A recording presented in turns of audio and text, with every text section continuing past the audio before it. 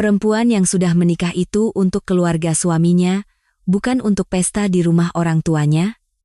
Apa kata orang nanti kalau kamu bolak-balik ke rumah orang tuamu? Di mana harga diri keluarga kita? Suara Ibu Lastri, ibu mertuaku, terdengar dingin dan tajam, jatuh di atas meja makan. Tapi, Bu, ini pesta ulang tahun ayah yang ke-70. Saya anak satu-satunya, suaraku bergetar. Dengan susah payah, aku mengumpulkan keberanian untuk bicara, tetapi ibu mertuaku, yang sedang menyendok sayur asem, meletakkan sendoknya dengan keras. Anak satu-satunya, terus kenapa? Kamu sudah menikah 8 tahun. Rumahmu yang sebenarnya sekarang di sini, dan orang tuamu itu aku dan bapak mertuamu. Apa kamu masih belum mengerti juga? Tatapan mata ibu mertuaku menajam. Aku tak sanggup menahannya dan menundukkan kepala. Air mata yang menggenang di pelupuk mataku jatuh satu persatu ke atas taplak meja. Aku menggenggam tangan Bima, suamiku yang duduk di sebelah, seolah memohon pertolongan. Tapi, Bima melepaskan tanganku dan menghela napas panjang. Saat itu aku sadar, di rumah ini, aku sendirian. Bagaimana bisa aku, seorang menantu yang begitu penurut, sebulan kemudian melemparkan surat gugatan cerai ke hadapan ibu mertuaku dan pergi dari rumah? Sebelum kita mulai, jika berkenan, mohon tekan tombol subscribe dan like yang gratis ini. Jika Anda meninggalkan komentar dari mana Anda mendengarkan, saya akan tulus mendoakan agar keberuntungan senantiasa menyertai hidup Anda. Baiklah, mari kita mulai. Aku kini berdiri di depan wastafel, menangis. Dengan tangan terendam air dingin, mencuci piring-piring yang menumpuk sejak semalam, aku kembali menyadari betapa malangnya nasibku. Sinar matahari pagi menembus jendela dapur dan menyinari wajahku, tetapi cahaya itu tak mampu menerangi kegelapan di dalam hatiku. Hari ini adalah hari pesta ulang tahun ayahku yang ke-70. Beberapa hari yang lalu, ketika ibu menelepon, aku pikir tentu saja aku bisa datang. Ayahku seumur hidupnya bertani untuk membesarkanku, dan kini saat beliau merayakan ulang tahunnya yang ke-70, bagaimana mungkin aku sebagai putrinya tidak hadir di sana? Tapi sekarang, aku terkurung di dapur rumah ini. Aku teringat malam 3 hari yang lalu. Sambil menyiapkan makan malam untuk keluarga mertuaku, aku dengan hati-hati mencoba membuka pembicaraan. Sambil meletakkan semangkuk nasi hangat di depan ibu mertuaku, aku menyampaikan harapanku. Ibu, hari Sabtu ini ada pesta ulang tahun ayah saya yang ke-70. Bolehkah saya pergi? Ibu mertuaku menghentikan sumpitnya yang hendak mengambil lauk. Lalu, perlahan beliau mengangkat kepala dan menatapku. Dari tatapannya saja, aku sudah tahu jawabannya, tapi aku masih belum bisa membuang harapan. Ulang tahun orang tuamu? Ibu mertua mengucapkannya kata per kata dengan tegas. Bapak mertuaku yang duduk di seberang meja juga menurunkan korannya dan menatapku. Ya, Bu, ayah saya meminta saya untuk datang karena saya anak tunggal. Perempuan yang sudah menikah ikut pesta di rumah orang tuanya? Buat apa? Suara ibu mertuaku dingin dan tanpa kompromi. Seolah-olah beliau sedang membacakan peraturan yang sudah mutlak. Kalau perempuan yang sudah menikah bolak-balik ke rumah orang tuanya, di mana harga diri keluarga suaminya? Apalagi untuk pesta besar seperti ulang tahun ke-70, apa kata tetangga nanti? Menantu di rumah itu hanya peduli keluarganya sendiri, keluarga suaminya diabaikan. Begitu, kan? Seketika itu, jantungku terasa mencelos. Sendok sayur di tanganku gemetar, tapi aku sekali lagi memberanikan diri. Tapi, Bu, ulang tahun ke-70 hanya sekali seumur hidup. Saya juga anak satu-satunya ayah. Saya tidak punya kakak laki-laki, jadi kalau saya tidak datang. Anak satu-satunya, terus kenapa? Suara ibu mertuaku meninggi. Kamu sudah menikah hampir 8 tahun. 8 tahun. Rumahmu sekarang di sini, dan orang tuamu itu aku dan bapak mertuamu. Masih belum mengerti juga? Orang tuamu itu sekarang sudah jadi orang lain. Orang lain. Air mataku mengalir deras. Aku buru-buru menutupi wajah dengan celemek, tetapi ibu mertuaku sama sekali tidak peduli dengan air mataku. Lagi pula, tidak ada ceritanya seorang istri pergi ke pesta orang tuanya dan meninggalkan suaminya sendirian. Bima butuh istirahat di akhir pekan, tidak mungkin aku biarkan waktu istirahatnya yang berharga itu rusak hanya karena urusan keluargamu. Kalau begitu, saya pergi sendiri. Sendirian? Itu lebih tidak masuk akal. Siapa yang mau lihat seorang menantu pergi ke acara keluarganya sendirian sementara keluarga suaminya diabaikan? Ibu mertuaku mengakhiri ucapannya dengan tegas dan kembali makan. Seolah-olah percakapan ini sudah selesai dan tak ada lagi yang perlu dibicarakan. Sebenarnya, apa artinya keberadaanku di rumah ini? Malam itu, aku menggantungkan harapan terakhirku pada Bima, suamiku. Sebelum tidur, aku dengan hati-hati memegang lengannya dan berbisik. Suaraku bergetar dan air mata kembali menggenang. Mas, bolehkah aku pergi ke pesta ulang tahun ayah hari Sabtu nanti? Ibu tidak mengizinkan, tapi tolong, bicaralah sekali saja pada ibu untukku, ya? Suamiku yang sedang asyik dengan ponselnya melirikku sekilas. Di dalam kamar yang gelap, cahaya biru dari layar ponsel menyinari wajahnya. Aku sudah bisa membaca jawabannya dari sorot matanya. Tapi aku tetap menunggu. Sari, suamiku menghela napas. Ucapan ibu kan tidak salah. Keluarga kita memang punya aturan yang ketat soal itu. Mengertilah sedikit. Mengerti? Mas, ini ulang tahun ayahku yang ke-70. Aku anak satu-satunya.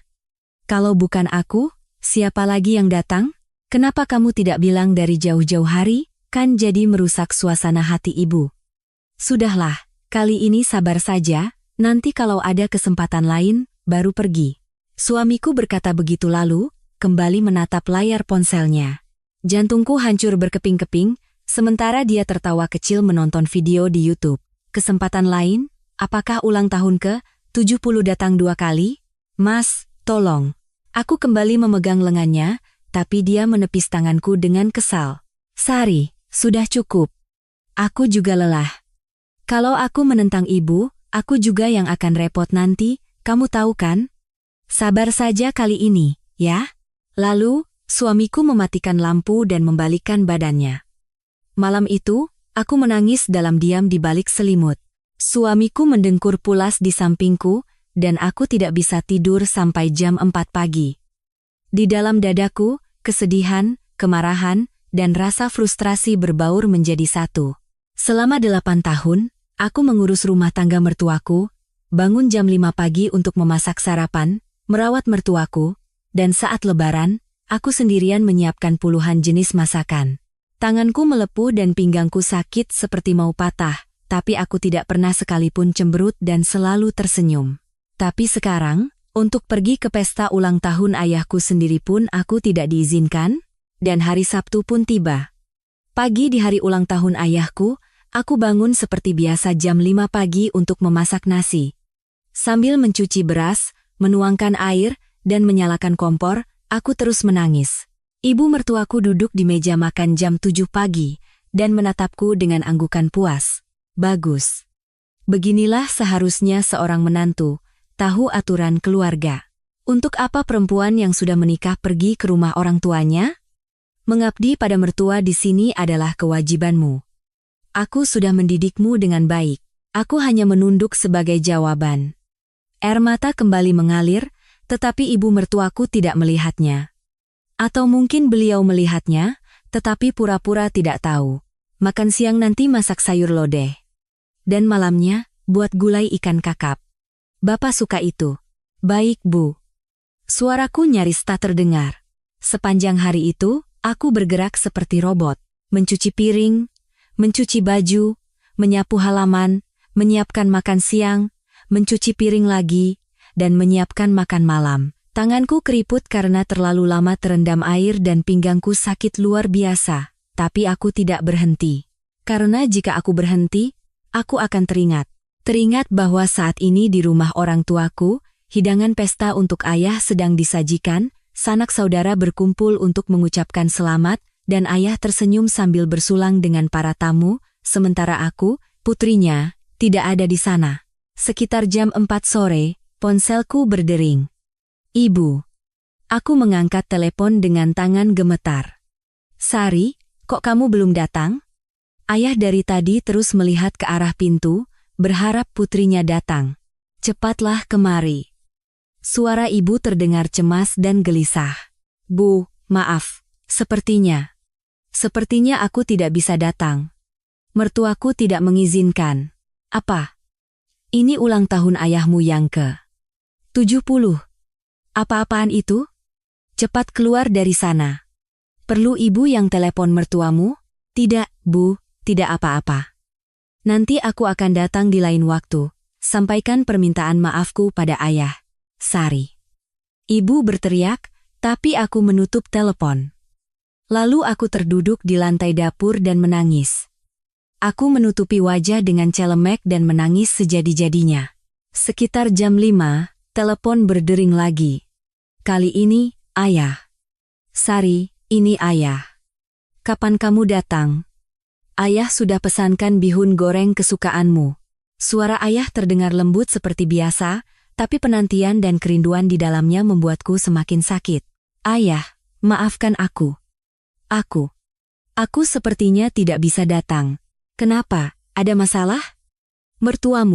Mertuaku. Tidak mengizinkan. Hening sejenak di seberang telepon. Aku mendengar ayah menghela napas dalam-dalam. Oh, begitu. Ya sudah, tidak apa-apa. Ulang tahun ayah kan tidak datang lagi, yang penting kamu sehat selalu. Ayah, aku benar-benar minta maaf. Telepon ditutup. Aku terduduk di sana dan menangis untuk waktu yang lama. Aku tidak tahu sudah berapa lama aku menangis. Sekitar jam 6 sore, ibu mertuaku datang ke dapur, dan aku buru-buru bangkit dan menyeka air mata. Kenapa kamu duduk di situ? Tidak menyiapkan makan malam? Maaf, Bu. Saya akan segera siapkan. Aku mengeluarkan ikan kakap dan mulai membersihkannya. Sambil membelah perut ikan dengan pisau, aku merasa hatiku ikut terbelah. Apakah ini benar-benar hidupku? Apakah ini pernikahan yang aku pilih? Seminggu setelah itu terasa seperti di neraka. Ibu mertuaku seolah sedang mengujiku, memberiku lebih banyak pekerjaan dari biasanya. Sari, hari ini bersihkan lemari pakaian. Sari, lap jendela teras, debunya banyak sekali. Sari, ambilkan acar dari toples yang di bawah. Sari, cuci spray, selagi cuaca bagus. Pekerjaan itu tidak ada habisnya. Aku melakukan semuanya dalam diam. Menggigit bibir, menelan air mata, dan bertahan dari hari ke hari. Setiap malam aku berpikir, suatu hari nanti akan datang hari di mana aku bisa membalas semua penderitaan ini. Tapi saat itu, aku tidak tahu bahwa kesempatan itu akan datang lebih cepat dari yang kuduga, dan justru diciptakan sendiri oleh ibu mertuaku. Seminggu kemudian, hari Minggu sore. Aku sedang membersihkan ruang keluarga ketika aku mendengar ibu mertuaku berbicara di telepon dengan kakak-kakak iparku. Tanpa sadar, aku menguping, dan saat itu juga, tanganku berhenti bergerak. Iya, Rina. Lebaran nanti tentu saja harus datang. Kakakmu, Dewi, juga harus datang. Semuanya harus kumpul. Kakak-kakak iparku akan pulang ke rumah orang tua mereka. Aku menghentikan gerakan lapku dan dengan hati-hati menatap ke arah ibu mertuaku. Beliau duduk di sofa, tertawa ceria sambil melanjutkan teleponnya. Iya, bawa juga cucu-cucuku. Nanti nenek kasih angpau. Nenek juga sudah siapkan rendang kesukaan kalian. Tentu saja ibu harus menyambut putri-putri ibu dengan baik. Seketika itu, ada sesuatu di dalam hatiku yang runtuh. Ibu mertuaku, yang melarangku datang ke rumah orang tuaku dengan alasan perempuan yang sudah menikah tidak pantas pulang, kini dengan santainya memanggil putri-putrinya untuk pulang. Dan beliau melakukannya dengan sadar, padahal beliau tahu persis aku tidak bisa menghadiri ulang tahun ayahku seminggu yang lalu. Ibu mertuaku menutup telepon dan melihatku berdiri di sana. Sari. Minggu depan Rina dan Dewi datang. Kamu harus siapkan banyak makanan, ya. Rendang, bihun goreng, perkedel, bakwan, sayur lodeh. Nanti ibu buat daftarnya, jangan sampai ada yang terlewat. Aku berdiri terpaku, merasa seluruh tubuhku membeku. Jadi di rumah ini, menantu dan anak perempuan adalah dua makhluk yang berbeda. Sama-sama perempuan yang sudah menikah, kenapa kakak-kakak iparku boleh pulang ke rumah orang tuanya, sementara aku tidak? Malam itu, aku tidak bisa tidur dan hanya menatap langit-langit kamar. Di sampingku, suamiku tidur dengan nyenyak. Aku berpikir dalam diam. Dan saat itu, sebuah ide muncul di benakku. Baiklah, peraturan yang selalu dibanggakan oleh ibu mertua akan aku kembalikan padanya persis seperti yang beliau ajarkan. Sebuah senyuman tersungging di bibirku. Dalam kegelapan, senyuman yang tak seorang pun lihat itu adalah senyuman pertama yang aku buat untuk diriku sendiri dalam 8 tahun. Keesokan paginya, aku mulai menyusun rencanaku dalam diam. Sebulan lagi adalah hari ulang tahun ke-60 ibu mertuaku. Pada hari itu, aku akan menerapkan peraturan yang selalu beliau tekankan dengan sangat tepat, dan memastikan tidak ada satupun dari kakak-kakak iparku yang bisa datang. Apa yang akan terjadi pada hari itu? Pagi hari Sabtu itu tiba. Aku bangun jam 4:30 pagi, 30 menit lebih awal dari biasanya karena pekerjaan yang harus kulakukan hari ini menumpuk seperti gunung. Sambil berjalan pelan ke dapur dalam kegelapan, aku merenungkan nasibku sekali lagi. Kepedihan karena tidak bisa menghadiri ulang tahun ayahku seminggu yang lalu masih terasa begitu nyata di dalam hatiku, tetapi untuk hari ini, aku harus menahannya. Karena ibu mertuaku pernah berkata, kewajiban seorang menantu adalah mengabdi pada mertuanya. Saat membuka kulkas, bahan-bahan makanan yang telah disiapkan ibu mertuaku beberapa hari sebelumnya memenuhi setiap sudut. Daging sapi 3 kilogram untuk rendang, berbagai macam sayuran, bahan untuk membuat bakwan dan perkedel, bihun. Tanganku sedikit gemetar. Semua ini harus ku selesaikan pagi ini juga. Aku mengenakan celemek, menarik napas dalam-dalam, dan mulai bekerja.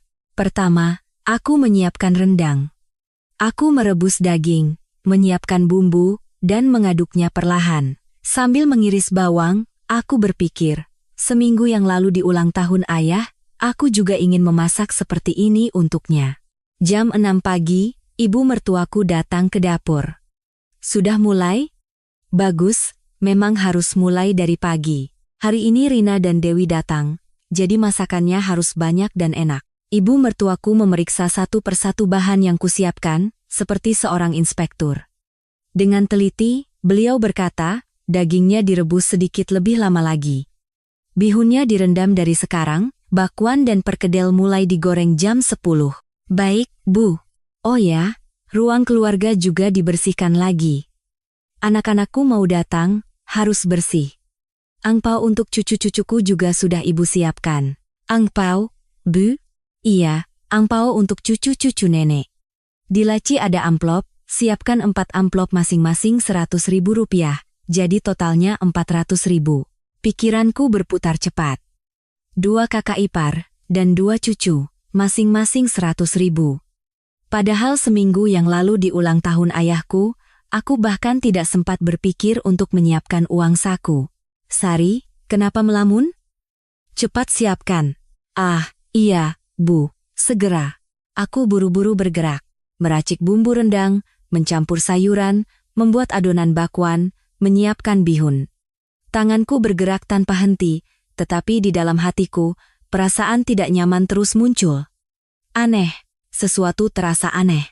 Jam 9 pagi, pintu depan terbuka. Ibu, Rina datang. Itu suara Rina, kakak ipar pertamaku. Suaranya ceria dan ringan, seolah-olah dia pulang ke rumahnya sendiri. Aku yang sedang menggoreng bakwan di dapur, sedikit menoleh. Rina masuk ke ruang keluarga sambil membawa tas bermerek dan mengenakan mantel mewah. Wah, putriku sudah datang. Cucu-cucuku mana? Mereka masih di mobil, ayahnya lagi parkir. Anak-anak lagi main game. Ibu mertuaku memeluk Rina dengan gembira. Melihat pemandangan itu, hatiku terasa aneh. Kapan terakhir kali beliau menyambutku dengan hangat seperti itu? Rina, bagaimana dengan mertuamu? Kamu sudah izin? Tentu saja, Bu. Kan mau ke rumah ibu sendiri. Saya sudah bilang dari jauh-jauh hari. Bagus. Memang seharusnya begitu, orang tua sendiri harus diutamakan. Seketika itu, spatula di tanganku hampir jatuh. Mengutamakan orang tua sendiri? Ibu mertuaku, yang seminggu lalu berkata padaku bahwa perempuan yang sudah menikah tidak boleh ikut pesta di rumah orang tuanya, sekarang berkata pada putrinya bahwa orang tua sendiri harus diutamakan. Ibu masak apa hari ini? Aku ingin makan rendang. Tentu saja ibu buatkan. Semua kesukaanmu sudah disiapkan. Sari sedang menyiapkannya dari pagi. Wah, Mbak Sari, terima kasih ya, sudah repot-repot. Rina berteriak ke arah dapur. Aku memaksakan senyum dan menjawab, tidak apa-apa, Rina.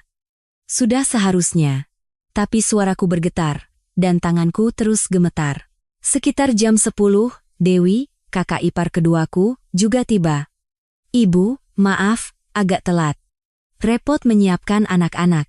Tidak apa-apa, tidak apa-apa. Putriku sudah datang saja sudah cukup. Ibu mertuaku menyambut Dewi dengan hangat juga. Dengan kedatangan dua putrinya dan dua cucunya, ruang keluarga menjadi riuh, dan aku, sendirian terkurung di dapur.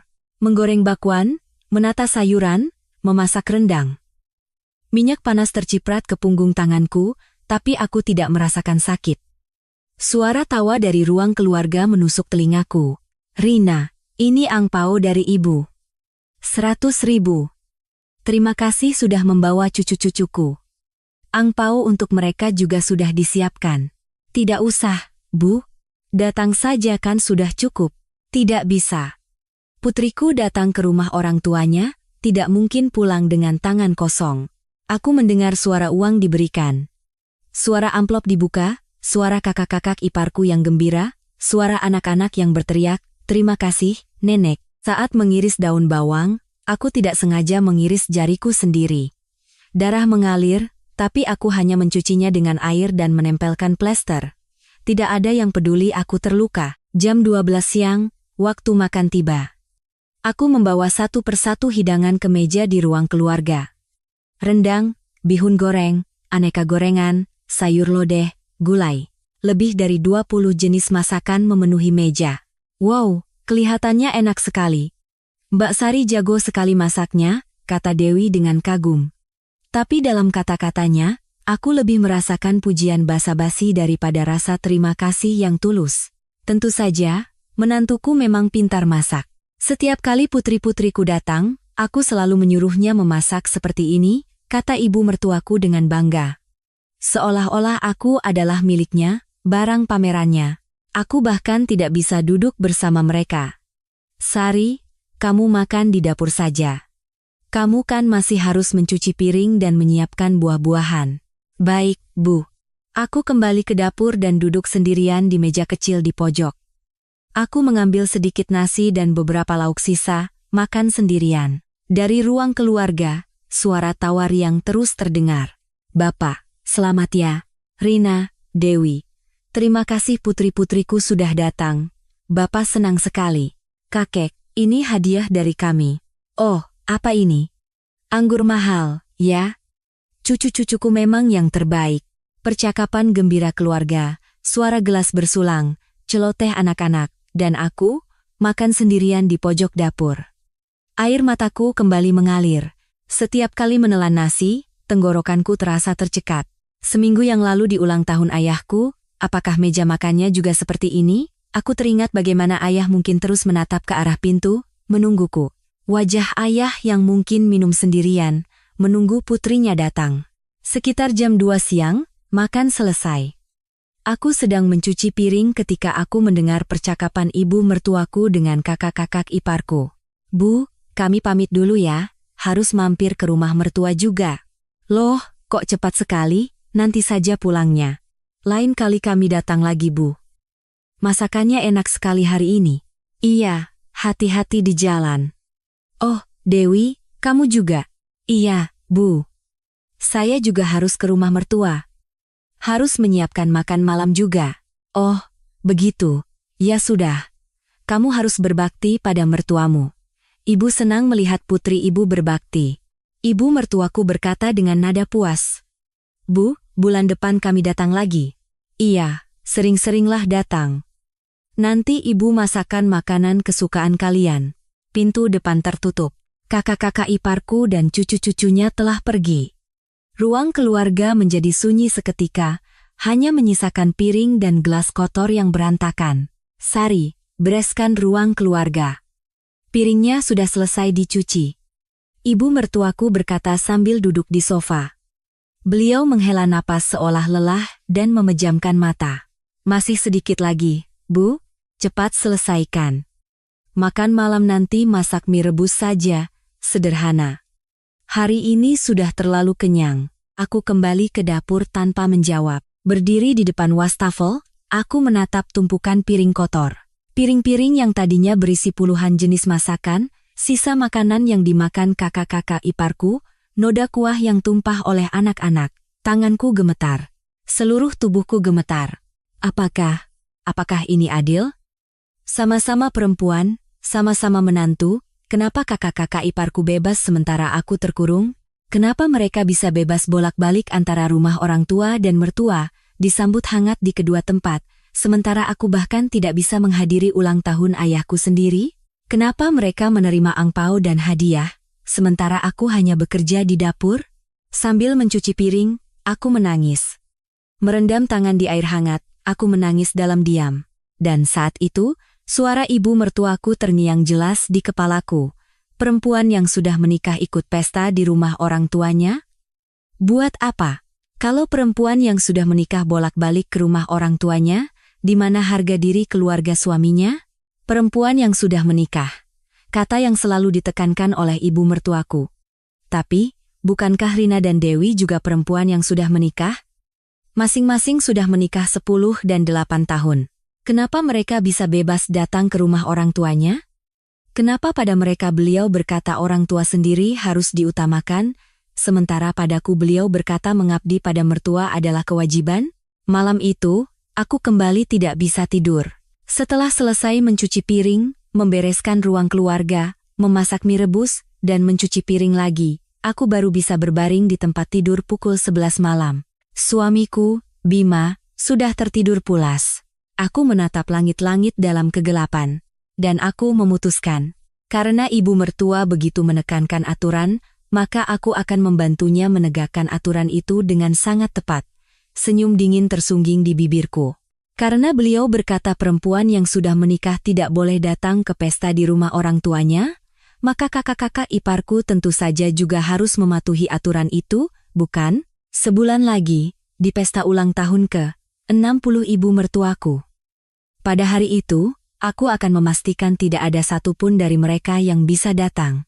Dengan menerapkan aturan yang selalu beliau banggakan dengan sangat tepat.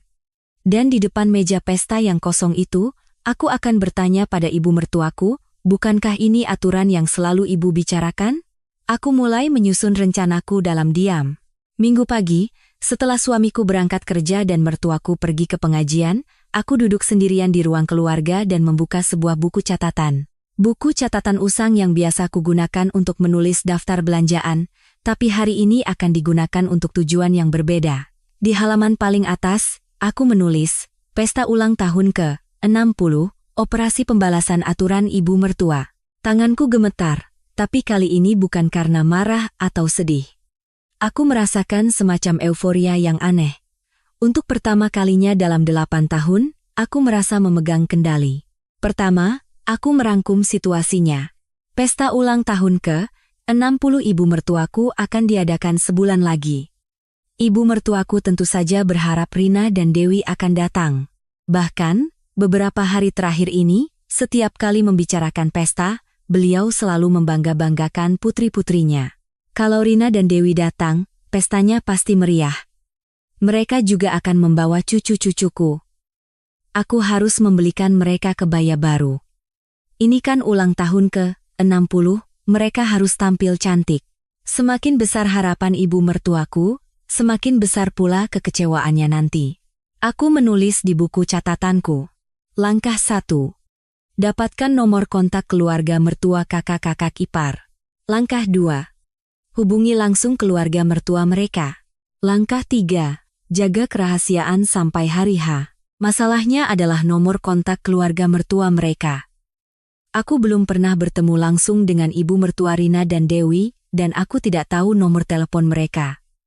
Tapi, ada caranya. Keesokan harinya, saat ibu mertuaku sedang tidur siang, aku diam-diam masuk ke kamarnya. Jantungku berdebar kencang, tapi aku bergerak dengan tenang. Di dalam laci, tersimpan buku-buku alamat lama ibu mertuaku. Aku dengan hati-hati mengeluarkannya dan mulai membuka lembar demi lembar, dan akhirnya kutemukan. Mertua Rina, Ibu Anissa, 0812, 0xxxxxx. Mertua Dewi, Ibu Ratna, 0813, xxxxxxxxx. Aku segera mencatat nomor-nomor itu dan mengembalikan buku alamat ke tempatnya semula dengan hati-hati. Sempurna. Selama seminggu itu, aku bersikap seperti biasa. Menyiapkan sarapan, melayani mertuaku, mengurus rumah. Tidak ada yang curiga bahwa aku sedang menyusun sebuah rencana.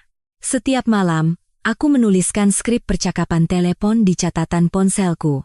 Harus berbicara dengan sopan, tapi tegas. Mengutip kata-kata ibu mertuaku, perempuan yang sudah menikah, harga diri keluarga suami, aturan keluarga. Kata-kata kunci ini harus kugunakan.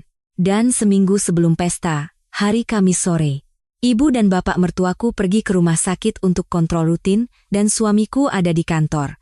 Ini adalah kesempatan yang sempurna. Aku duduk di sofa ruang keluarga dan mengangkat ponsel dengan tangan gemetar. Pertama, aku menelepon keluarga mertua Rina. Nada sambung berbunyi. 1 kali, 2 kali, 3 kali. Halo?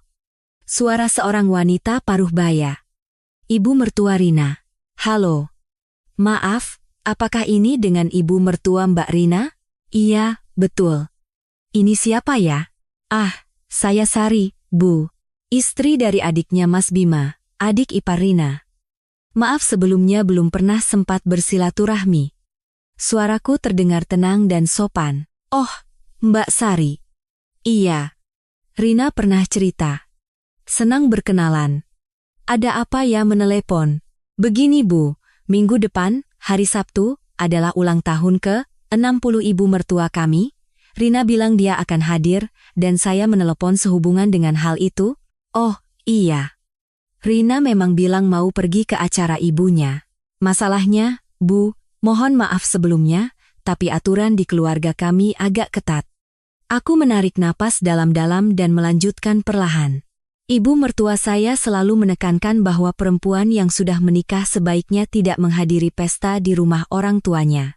Ini menyangkut harga diri keluarga suami, dan beliau berpendapat tidak baik jika perempuan yang sudah menikah terlalu sering pulang ke rumah orang tuanya. Hening sejenak di seberang telepon. Oh, begitu ya? Tapi Rina sepertinya ingin sekali pergi. Tentu saja, Bu, saya mengerti. Sebagai anak, pasti ingin merayakan ulang tahun ibunya. Tapi ibu mertua kami sangat menjunjung tinggi aturan. Sebenarnya, sebulan yang lalu ayah saya juga merayakan ulang tahun ke-70, tapi saya tidak bisa pergi karena ibu mertua melarang dengan alasan yang sama. Suaraku sedikit bergetar. Ini bukan kebohongan. Wah, seketat itu ya? Iya, Bu. Karena itu, sepertinya lebih baik jika Rina tidak hadir kali ini. Saya khawatir jika Rina datang, nanti malah dimarahi oleh ibu, dan saya juga jadi tidak enak. Saya hanya ingin memberitahu sebelumnya agar tidak terjadi kesalahpahaman. Oh, begitu ya? Baiklah, nanti saya sampaikan pada Rina. Terima kasih banyak, Bu. Dan mohon maaf, jika nanti Rina menelepon ibu, tolong sampaikan padanya untuk fokus pada urusan keluarga di sana demi menjaga nama baik keluarga. Terima kasih sekali lagi. Iya, saya mengerti. Terima kasih informasinya. Telepon ditutup. Aku duduk terpaku untuk sesaat. Jantungku berdebar seperti mau meledak. Tanganku gemetar. Tapi ini belum selesai. 10 menit kemudian, aku menelepon keluarga mertua Dewi. Dengan cara yang sama, dengan isi percakapan yang sama, aku meyakinkan ibu mertua Dewi. Aturan di keluarga kami, perempuan yang sudah menikah tidak menghadiri pesta di rumah orang tuanya. Ibu mertua kami sangat menekankan hal ini. Saya hanya khawatir Dewi nanti dimarahi jika datang. Panggilan kedua lebih mudah dari yang pertama. Karena aku sudah pernah melakukannya. Setelah menutup telepon, aku terduduk lemas di sofa. Seluruh tenagaku terkuras. Tapi pada saat yang sama, aku merasakan kepuasan yang aneh. Ini baru permulaan. Malam itu, ponselku berdering. Rina. Mbak Sari, Ini Rina. Tadi Mbak telepon ibu mertuaku, ya? Suara Rina terdengar bingung dan tidak senang. Iya, Rina. Maaf, tapi ada yang perlu kita bicarakan soal pesta ulang tahun ibu minggu depan. Aku kan mau datang, Mbak. Ini ulang tahun ibu, tentu saja aku harus datang. Rina, aku juga maunya begitu. Tapi kamu tahu kan, ibu sangat menekankan aturan. Beliau selalu bilang perempuan yang sudah menikah tidak boleh datang ke pesta di rumah orang tuanya. Itu kan zaman dulu. Sekarang siapa yang masih begitu? Rina, sebulan yang lalu aku tidak bisa datang ke ulang tahun ayahku yang ke-70 karena ibu melarang, tapi kamu boleh datang, sementara aku tidak. Rasanya aneh kan? Suaraku sedikit meninggi. Itu kan beda, Mbak. Apa bedanya? Kita sama-sama menantu di keluarga lain kan? Kita sama-sama perempuan yang sudah menikah. Menurut aturan ibu, seharusnya kamu juga tidak boleh datang, kan? Mbak sekarang mau melampiaskan kemarahan padaku? Bukan melampiaskan, tapi bersikap adil. Karena ibu begitu menjunjung tinggi aturan, maka kita semua harus mematuhinya. Bukan begitu? Hening yang panjang. Baiklah, aku tidak akan datang, tapi Mbak mau bilang apa pada ibu? Biar aku yang urus. Jangan khawatir. Telepon ditutup. 5 menit kemudian, Dewi juga menelepon. Percakapan serupa terjadi, dan hasilnya sama. Dewi juga tidak akan datang. Malam itu, untuk pertama kalinya, aku tidur dengan nyenyak. Seminggu berlalu. Pagi di hari ulang tahun ke-60 itu tiba. Aku bangun jam 4 pagi dan mulai persiapan. Ironisnya, kali ini pun aku yang harus menyiapkan semua makanan. Tapi rasanya berbeda. Senyum tak pernah lepas dari bibirku. Sambil memasak rendang, menggoreng bakwan, dan menata sayuran, aku terus berpikir, kira-kira, ekspresi seperti apa yang akan ditunjukkan ibu mertua hari ini? Jam 8 pagi, ibu mertuaku bangun. Sari, persiapannya bagaimana? Beliau datang ke dapur dengan wajah berseri-seri. Terlihat jelas betapa beliau menantikan hari ini, wajahnya jauh lebih cerah dari biasanya. Sudah hampir selesai, Bu? Rina dan Dewi jam berapa datang katanya? Ah, itu. Aku berpura-pura ragu sejenak. Kenapa? Mereka telat? Bukan, Bu. Sepertinya. Mereka tidak bisa datang hari ini. Wajah ibu mertuaku seketika mengeras. Apa? Kenapa? Ibu mertua Rina dan Dewi tidak mengizinkan karena ada urusan keluarga di sana. Urusan keluarga? Urusan apa di hari Sabtu? Cepat telepon Rina sekarang. Ibu mertuaku buru-buru mengambil ponselnya. Aku diam-diam terus mengaduk rendang, menunggu. Rina, ini ibu. Kenapa kamu tidak datang? Hari ini kan ulang tahun ibu. Dari seberang telepon, suara Rina terdengar samar. Apa? Mertuamu bilang apa? Pesta. Perempuan menikah. Siapa yang bilang begitu, Rina? Suara ibu mertuaku meninggi. Telepon ditutup. Ibu mertuaku kemudian menelepon Dewi. Hasilnya sama. Apa-apaan ini? Ibu mertuaku berteriak. Aku dengan tenang keluar dari dapur dan mendekatinya. Ibu, biar saya jelaskan. Sari, kamu tahu sesuatu? Iya. Saya yang menelepon ibu mertua Rina dan Dewi. Mata ibu mertuaku membelalak. Kamu? Kenapa? Karena ibu yang mengajarkan. Bukankah ibu selalu berkata, perempuan yang sudah menikah tidak boleh datang ke pesta di rumah orang tuanya? Katanya itu menyangkut harga diri keluarga suami dan tidak baik jika perempuan yang sudah menikah sering pulang ke rumah orang tuanya. Itu kan, sebulan yang lalu, saya tidak bisa menghadiri ulang tahun ayah saya yang ke-70 karena ibu melarang. Tapi kenapa Rina dan Dewi boleh datang, sementara saya tidak? Apakah itu adil? Suaraku tenang, tapi tegas. Itu berbeda. Rina dan Dewi itu putriku. Dan saya juga putri dari seseorang, Bu. Rina dan Dewi juga menantu di keluarga lain.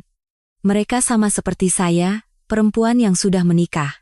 Ibu mertuaku kehilangan kata-kata. Jam 12 siang tiba. Kerabat yang diundang mulai berdatangan satu persatu. Tapi orang yang paling penting, putri-putri ibu mertuaku, tidak datang. Meja pesta terlihat mewah.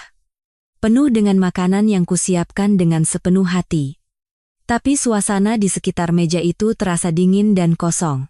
Lastri, Rina dan Dewi mana? Salah seorang kerabat bertanya. Ada urusan. Jadi tidak bisa datang. Jawab ibu mertuaku dengan suara pelan dan bergetar. Aku berdiri di sampingnya dan berkata pelan, Ibu, inilah aturan yang selalu ibu bicarakan. Bukankah ibu bilang, tidak ada ceritanya perempuan yang sudah menikah datang ke pesta di rumah orang tuanya? Ibu mertuaku menatapku. Di matanya, ada kemarahan, rasa dikhianati, dan sedikit kesadaran. Tapi aku tidak mundur. 8 tahun kesabaranku adalah untuk momen ini. Wajah ibu mertuaku di depan meja pesta pucat pasi. Satu persatu kerabat pulang, dan di ruang keluarga hanya tersisa ibu mertuaku, bapak mertuaku, suamiku Bima, dan aku. Keheningan yang canggung menyelimuti ruangan. Ibu mertuaku duduk di sofa dengan kepala tertunduk. Bu, ibu tidak apa-apa? Bima bertanya dengan hati-hati, tapi ibu mertuaku tidak menjawab. Aku pergi ke dapur dan mengambil tasku. Di dalamnya ada sebuah amplop berisi dokumen yang sudah kusiapkan beberapa hari sebelumnya. Jantungku berdebar, tapi aku sudah membulatkan tekad. Kembali ke ruang keluarga, aku meletakkan amplop itu di meja di depan ibu mertuaku. Ibu, tolong lihat ini. Ibu mertuaku perlahan mengangkat kepalanya. Matanya masih penuh dengan rasa dikhianati dan amarah. Apa ini? Surat gugatan cerai. Seketika, seisi ruangan membeku. Sari, suara suamiku bergetar. Apa katamu? Cerai. Ibu mertuaku berdiri dengan kaget. Iya. Saya tidak bisa lagi tinggal di rumah ini. Suaraku tenang. Tapi di dalam diriku, semua emosi yang terpendam selama 8 tahun meledak. Selama 8 tahun, saya sudah melakukan yang terbaik sebagai menantu. Bekerja dari subuh sampai malam, merawat mertua, menyiapkan semua masakan saat lebaran sendirian. Saya tidak pernah mengeluh. Suaraku meninggi. Tapi, untuk pergi ke ulang tahun ayah saya sendiri saja saya tidak diizinkan. Hanya karena saya perempuan yang sudah menikah.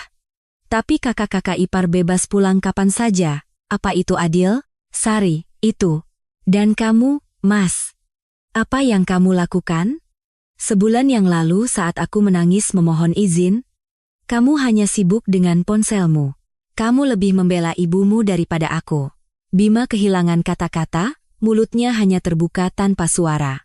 Sari, apa yang kamu lakukan ini? Ibu mertuaku berteriak. Apa begini caraku mendidikmu? Aku sudah berbuat banyak untukmu. Untuk saya? Aku tersenyum dingin. Ibu tidak pernah melakukan apapun untuk saya. Yang ibu inginkan hanyalah menantu yang patuh, asisten rumah tangga yang mengurus segalanya. Ibu tidak pernah peduli dengan perasaan saya, kan? Dasar tidak tahu berterima kasih. Ibu mertuaku mengangkat tangannya hendak menamparku. Tapi aku tidak menghindar. Aku hanya berdiri di sana, menatap lurus ke matanya. Tangan ibu mertuaku berhenti di udara. Kamu, benar-benar. Ibu mertuaku bergumam dan terduduk lemas di sofa. Aku mengambil tasku. Saya akan pergi dari rumah ini hari ini. Urusan perceraian akan diurus oleh pengacara saya. Sari, tunggu sebentar. Bima memegang lenganku. Tenang dulu. Kita bicarakan baik-baik, ya? Cerai itu keterlaluan. Aku menepis tangannya. Mas, selama 8 tahun, kamu tidak pernah sekalipun membelaku. Sekarang sudah terlambat. Aku berbalik dan berjalan menuju pintu depan. Sari, kembali sekarang juga. Suara ibu mertuaku terdengar, tapi aku tidak menoleh. Saat membuka pintu dan melangkah keluar, aku merasa beban di dadaku terangkat. Kebebasan. Perasaan lega yang pertama kali kurasakan dalam 8 tahun. Seminggu berlalu. Aku tinggal di sebuah kamar kos kecil. Dengan uang tabunganku, aku membayar sewa untuk sebulan. Kamarnya sempit, tapi ini adalah ruanganku sendiri. Selama seminggu itu, puluhan telepon dan pesan masuk dari Bima. Sari, pulanglah. Kita bicara. Ibu sangat sedih. Tolong kembali. Batalkan gugatan cerai.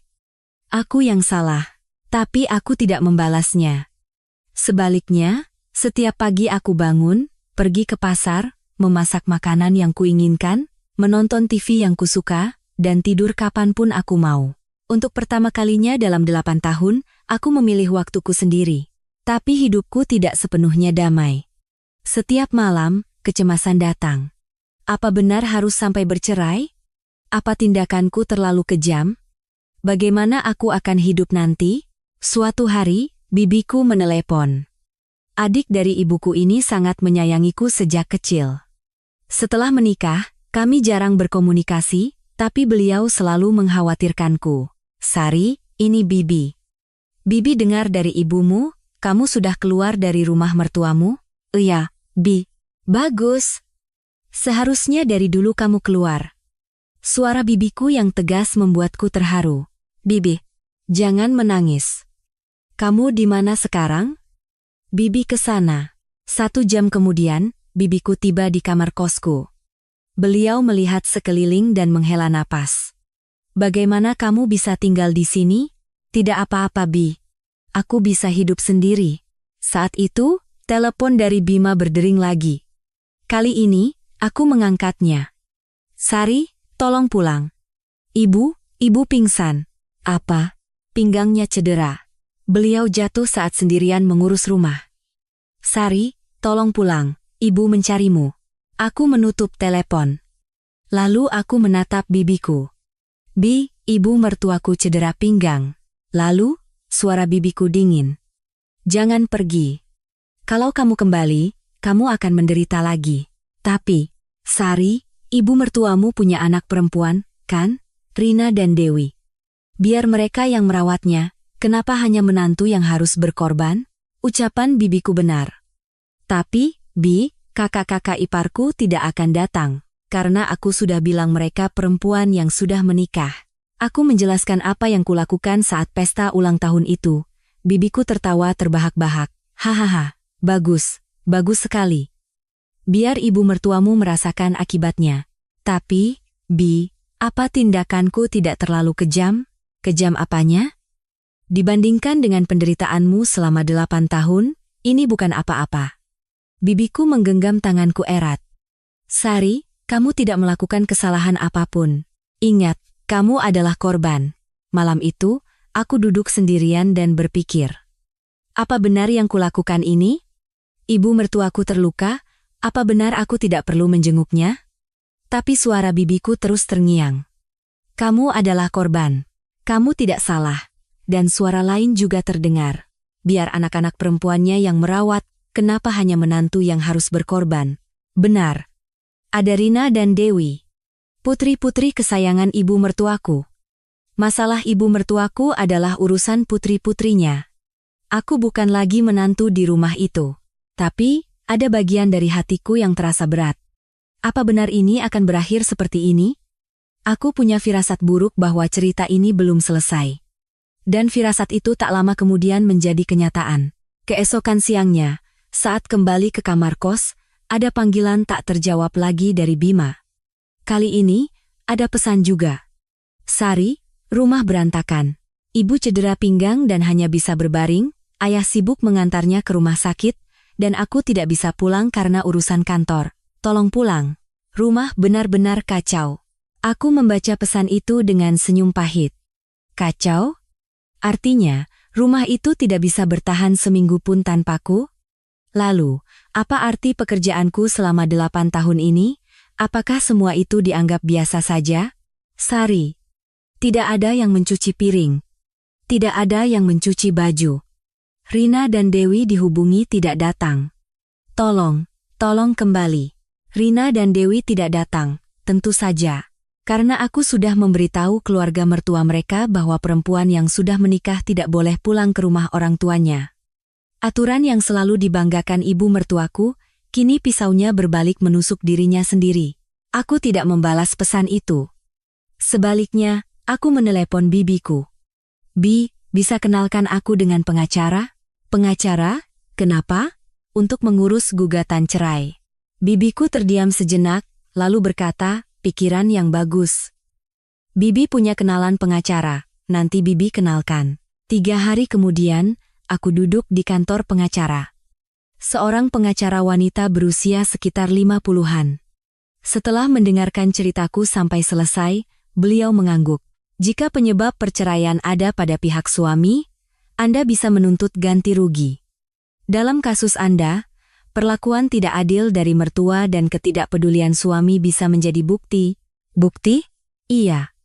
Apakah Anda punya rekaman atau pesan teks? Aku mengeluarkan ponselku. Puluhan pesan dari Bima ada di sana. Dengarkan kata ibu. Sabar saja. Mengertilah. Penuh dengan kata-kata seperti itu.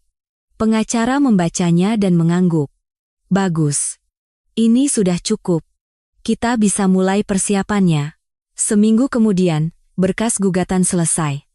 Gugatan cerai dan tuntutan ganti rugi disiapkan bersamaan. Mbak Sari, berkas ini akan dikirimkan ke rumah mertua Anda. Anda sudah siap?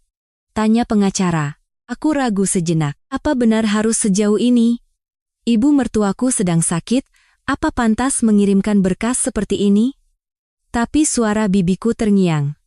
Sari, kamu adalah korban. Kamu tidak salah. Iya. Kirimkan saja.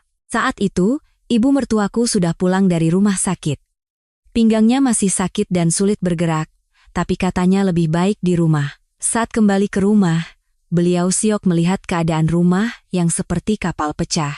Pakaian berserakan di lantai ruang keluarga, tumpukan piring di wastafel, sampah meluap dari tempatnya. Apa-apaan ini? Katanya sambil terduduk lemas di sofa. Dan keesokan harinya, pukulan telak datang. Sebuah surat tercatat tiba, berkas gugatan dari kantor pengacara. Bapak mertuaku yang membukanya, tangannya gemetar. Bu, ini apa? Ibu mertuaku menerima berkas itu. Pemberitahuan gugatan cerai. Tuntutan ganti rugi sebesar Rp300.000. Berkas itu jatuh dari tangan ibu mertuaku. Cerai, ganti rugi. Gumamnya. 300 juta. Dia menuntut ganti rugi dari kita. Ibu tidak apa-apa? Perempuan itu. Beraninya dia. Suara ibu mertuaku bergetar. Entah karena marah, syok, atau takut. Hari itu, beliau hanya duduk termenung di sofa sepanjang hari. Saat Bima pulang kerja, ibu mertuaku masih duduk di tempat yang sama. Bu, belum makan malam?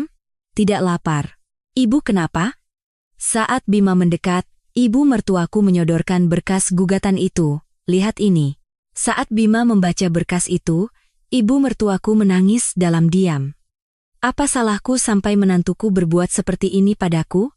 Selama 8 tahun aku memberinya makan, tempat tinggal, semua kebutuhannya kupenuhi, apa itu salah? Kenapa dia mau cerai? Kenapa dia menuntut ganti rugi? Suaranya bergetar. Tapi saat itu, aku tidak ada di sana. Aku sedang makan malam bersama bibiku di apartemen baruku. Ponselku berdering. Bima. Aku tidak mengangkatnya. Pesan masuk, Sari. Kami sudah terima berkasnya. Tolong batalkan. Ibu bisa pingsan. Tolong. Aku membaca pesan itu dan meletakkan ponselku. Bibiku melihat ekspresiku dan bertanya, dari mertuamu? Iya. Katanya ibu mertuaku menderita. Tentu saja. Dia sedang menuai apa yang dia tanam. Tapi, apa aku terlalu kejam? Bibiku menggenggam tanganku. Sari, kamu sudah bersabar selama 8 tahun. 8 tahun. Tapi ibu mertuamu tidak tahan seminggu pun dan sudah hancur. Siapa yang lebih kejam? Ucapan bibiku benar. Tapi hatiku masih terasa berat. Malam itu, di rumah mertuaku, ibu mertuaku pingsan saat hendak ke kamar mandi. Selain sakit pinggang, guncangan mentalnya terlalu besar. Putri-putrinya tidak datang, menantunya menggugat cerai dan menuntut ganti rugi. Pak. Ibu mertuaku memanggil suaminya sambil tergeletak di lantai. Bapak di mana? Bapak mertuaku terkejut dan berlari menghampiri. Tapi ibu mertuaku sudah kehilangan kesadaran. Ambulans dipanggil, dan ibu mertuaku dilarikan ke rumah sakit. Telepon dari Bima datang. Kali ini, aku mengangkatnya. Halo, Sari, ibu pingsan. Sekarang di rumah sakit. Pingsan? Ini semua karena kamu. Beliau syok setelah menerima berkas gugatan itu. Tolong datang. Ibu mencarimu. Aku ragu sejenak. Haruskah aku pergi? Halo, Sari? Tolong. Ibu mencarimu. Telepon ditutup. Aku memegang ponsel dan termenung. Ibu mertuaku pingsan. Karena aku. Apa? Apa aku terlalu kejam? Tapi pada saat yang sama, pikiran lain muncul. Selama 8 tahun, aku juga sangat menderita. Apa saat itu ibu mertuaku pernah memikirkan perasaanku? Akhirnya, aku tidak pergi ke rumah sakit. Sebaliknya, aku menelepon bibiku. Bi, ibu mertuaku pingsan. Tetap jangan pergi, Sari. Kalau kamu pergi, kamu akan jatuh ke dalam lubang yang sama lagi. Tapi, Sari, kamu sekarang sudah bebas. Jangan lepaskan itu. Suara bibiku tegas. Aku menutup telepon dan menatap keluar jendela. Bebas. Apa aku benar-benar bebas? Atau aku sudah menjadi pelaku yang menyakiti orang lain? Malam itu, aku tidak bisa tidur. Wajah ibu mertuaku terus terbayang. Kata-kata pingsan terus terngiang. Tapi pada saat yang sama, aku teringat hari ulang tahun ayahku sebulan yang lalu. Wajahku yang menangis di lantai dapur juga terbayang. Siapa yang benar dan siapa yang salah? Jawabannya tidak kutemukan. Dan keesokan harinya, sebuah telepon tak terduga datang. Dari kantor polisi. Dengan Mbak Sari, apakah Anda kenal dengan Ibu Lastri? Iya, beliau ibu mertua saya. Kami menelepon sehubungan dengan kasus penipuan online. Jantungku terasa berhenti berdetak. Penipuan online. Apa yang sebenarnya terjadi? Penipuan online? Suaraku bergetar. Iya. Ibu Lastri pagi ini mencoba menarik uang dalam jumlah besar di bank. Petugas bank curiga dan melaporkannya ke polisi. Apakah ada anggota keluarga yang tahu? Ibu saya mau menarik uang? Iya. Beliau mau menarik uang tunai sebesar 500 juta rupiah. 500 juta, pikiranku kosong. Sekarang ibu di mana? Beliau ada di ruang konseling bank. Tapi beliau terus memaksa mau mengambil uangnya karena katanya darurat. Sebaiknya ada anggota keluarga yang datang untuk menenangkannya. Setelah menutup telepon, aku berdiri termenung. Ibu mertuaku mau menarik 500 juta? Penipuan? Tunggu sebentar. Apa mertuaku punya uang sebanyak itu? Saat itu aku sadar. Ibu mertuaku punya uang simpanan rahasia. Uang yang tidak aku ketahui, yang tidak aku kelola. Rekening pribadi ibu mertuaku. Dan sekarang, beliau akan menyerahkan uang itu pada penipu. Tanganku gemetar. Haruskah aku pergi? Tapi tanganku sudah menelepon bibiku. Bi, gawat. Aku dan bibiku bergegas ke bank. Di dalam taksi, bibiku bertanya, Sari, kamu yakin? Kalau kamu pergi sekarang, Bi, ini 500 juta. Kalau uang itu jatuh ke tangan penipu, apa urusannya denganmu? Kamu kan sedang proses cerai. Tapi beliau tetap ibu mertuaku. Suaraku bergetar. Aku sudah merawatnya selama 8 tahun. Bibiku menghela napas, kamu terlalu baik. Itu masalahmu. Saat tiba di bank, 2 orang polisi dan seorang petugas bank berdiri di depan ruang konseling. Saya Sari, menantu Ibu Lastri. Oh, Anda sudah datang. Ibu di dalam terus memaksa mau menarik uang. Saat pintu ruang konseling dibuka, ibu mertuaku duduk di kursi. Aku terkejut melihatnya. Wajahnya pucat, matanya merah, dan tangannya terus gemetar. Ibu mertuaku yang kulihat seminggu yang lalu, kini tampak 10 tahun lebih tua dan sangat kuyu. Ibu mertuaku menoleh dan terkejut melihatku. Sari? Ibu, ini ada apa? Aku harus ambil uang. Cepat. Minggir. Ibu mertuaku mencoba berdiri, tapi polisi menahannya.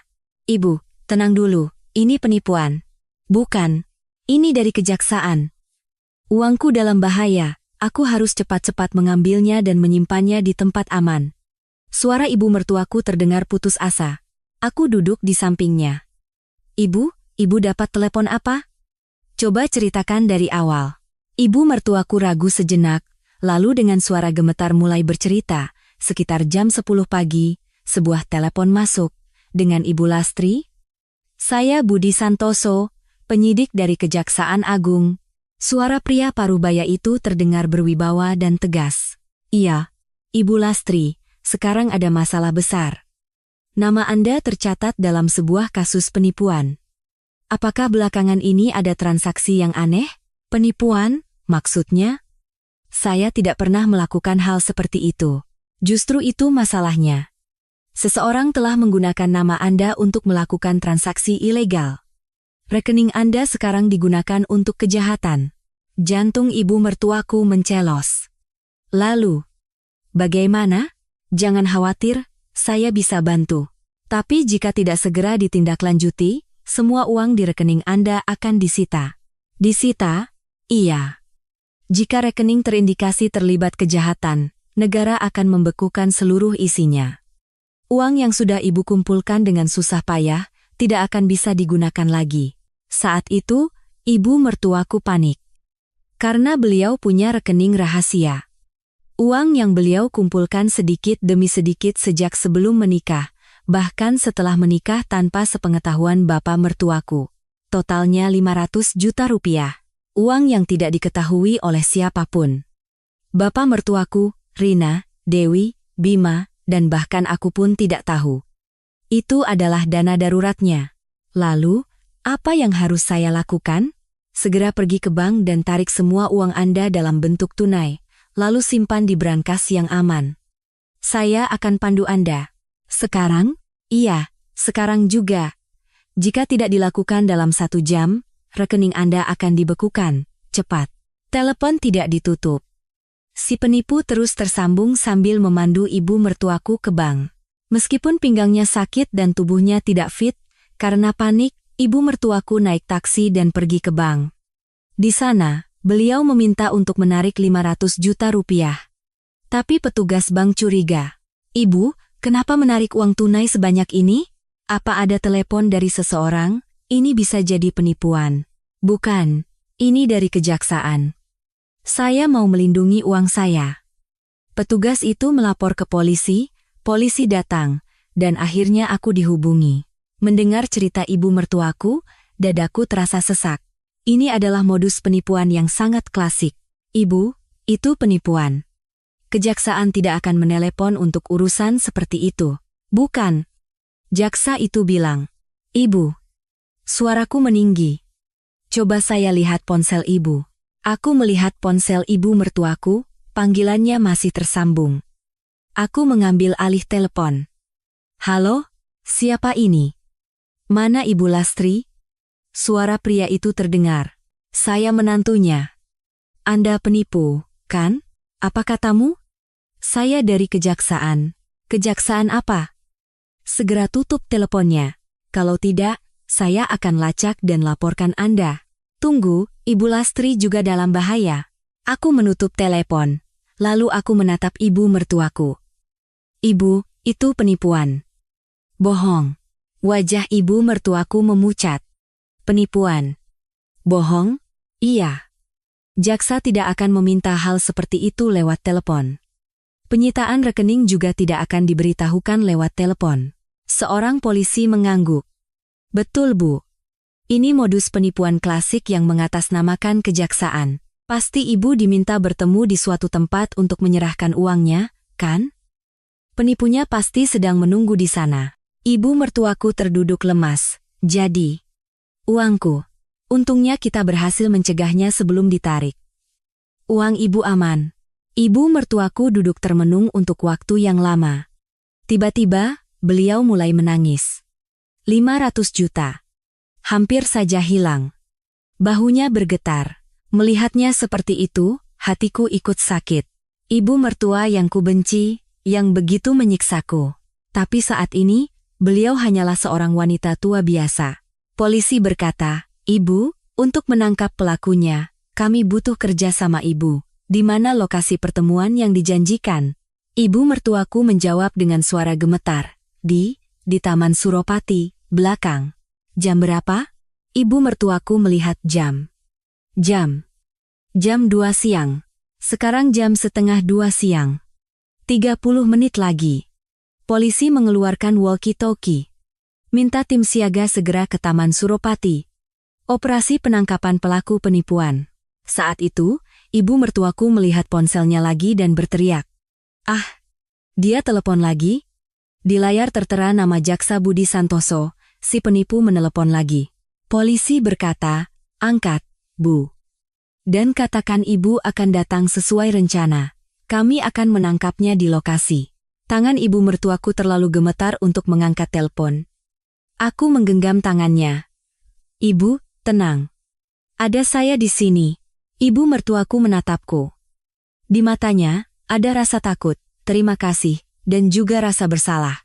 Dengan tangan gemetar, beliau mengangkat telepon. Halo, Ibu Lastri, kenapa tadi teleponnya dimatikan? Waktunya tidak banyak. Suara si penipu terdengar panik. Maaf, tadi menantu saya datang. Sudah saya bilang jangan beritahu siapapun. Ini investigasi rahasia. Maaf. Tapi saya sudah tarik uangnya. Sudah ada di tangan saya. Polisi mengangguk dan mengacungkan jempol. Pertanda bagus. Benarkah? 500 juta semuanya? Iya, semua, tunai. Bagus. Kalau begitu, datang ke lokasi yang sudah disepakati. Saya akan bantu menyimpannya di brankas yang aman. Baik, saya mengerti. Jam 2 di Taman Suropati kan? Betul. Tunggu di bangku dekat toilet di belakang taman. Anda harus datang sendiri. Baik. Telepon ditutup. Keringat mengalir di wajah ibu mertuaku. Polisi berkata, bagus sekali Bu. Kami akan bersiap di lokasi. Ibu datang tepat jam 2. Tapi, bagaimana dengan uangnya? Apa saya harus benar-benar membawa 500 juta? Tidak perlu. Kami sudah siapkan tumpukan uang palsu yang terlihat seperti asli dari luar. Bibiku berkata dari samping, ini berbahaya. Ibu bisa dalam bahaya. Tenang saja, kami akan melindunginya dengan sempurna. Tapi aku merasa cemas. Sesuatu yang buruk akan terjadi. Jam 1.50 siang, di dalam mobil polisi, kami menuju Taman Suropati. Ibu mertuaku, aku, bibiku, dan 2 orang polisi. Ibu mertuaku terus gemetar. Sari. Ibu mertuaku memanggil namaku pelan. Iya, Bu, maafkan Ibu. Permintaan maaf yang tiba-tiba itu membuatku terkejut. Untuk apa, Bu? Padamu. Ibu sudah terlalu jahat padamu. Melarangmu ke ulang tahun ayahmu, tapi mengizinkan Rina dan Dewi datang. Ibu membedakan antara menantu dan anak perempuan. Ibu tahu itu salah, tapi sudah menjadi kebiasaan. Suara ibu mertuaku bergetar. Uang 500 juta itu. Sebenarnya uang yang ibu kumpulkan diam-diam. Untuk jaga-jaga. Kalau sudah tua kan butuh uang, tapi uang itu pun hampir hilang oleh penipu. Ibu mertuaku menangis. Dan soal cerai. Kalau kamu mau, lakukan saja. Bima juga tidak memperlakukanmu dengan baik, dan ibu sudah terlalu banyak memanfaatkanmu. Suasana di dalam mobil menjadi hening. Aku kehilangan kata-kata. Bibiku menggenggam tanganku erat. Jam 2 siang, kami tiba di belakang Taman Suropati. Polisi sudah menyebar di berbagai titik, tapi tidak terlihat oleh orang biasa. Ibu mertuaku berjalan perlahan sambil membawa tas berisi tumpukan uang palsu. Aku dan bibiku mengawasi dari kejauhan. Di bangku dekat toilet, seorang pria duduk di sana. Pria berusia sekitar 30-an dengan pakaian biasa. Ibu mertuaku mendekat. Anda Jaksa Budi Santoso? Pria itu mengangkat kepala. Iya. Anda Ibu Lastri? Uangnya sudah dibawa? Iya. Ini. Ibu mertuaku menunjukkan tasnya. Mata pria itu berbinar. Bagus. Sekarang berikan pada saya akan amankan. Seketika itu, seseorang berlari dari belakang. Pria lain, kali ini mengendarai sepeda motor. Tasnya. Berikan tasnya. Pria di motor itu mencoba merebut tas dari tangan ibu mertuaku. Ibu mertuaku terkejut dan memeluk tasnya erat. Tidak, jangan. Pria itu menarik tasnya, dan ibu mertuaku mencoba menahannya. Dan saat itu, ibu mertuaku kehilangan keseimbangan dan jatuh. Kepalanya membentur tanah dengan keras. Buk, Ibe. Aku berteriak dan berlari. Polisi juga berlari keluar dari persembunyian. Berhenti, jangan bergerak. Pria yang duduk di bangku dan pria di motor, keduanya mencoba kabur, tapi polisi berhasil melumpuhkan mereka. Tapi aku tidak peduli dengan itu. Ibu mertuaku tergeletak di tanah, darah mengalir dari kepalanya. Ibu, aku memeluknya. Ibu, sadar, ibu. Mata ibu mertuaku perlahan terbuka. Sari. Iya bu, ibu tidak apa-apa. Maafkan ibu. Sungguh. Suara ibu mertuaku semakin pelan.